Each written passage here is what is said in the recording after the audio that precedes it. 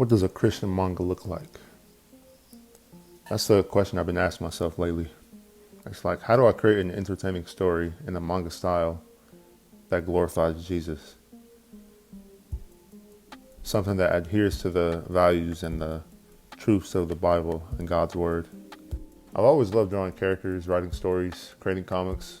My inspiration comes from a variety of different media, from cartoons like Avatar: The Last Airbender, the Spider-Man cartoons, and Young Justice, to anime and manga like Dragon Ball Z, Naruto, Demon Slayer, and Radiant.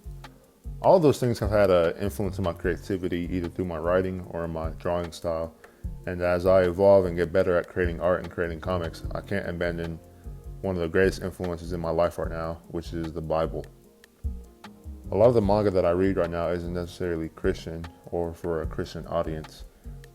They just have enjoyable stories about cool and interesting characters that I enjoy reading about. So as a manga fan, a cartoon fan, and a Christian, how do I create an enjoyable story centered around that glorifies Jesus Christ? Right now I don't really know, but I'm going to do my best to try and figure it out. In the background is a time-lapse of a self-portrait I finished around my birthday. I just turned 22 on the 14th.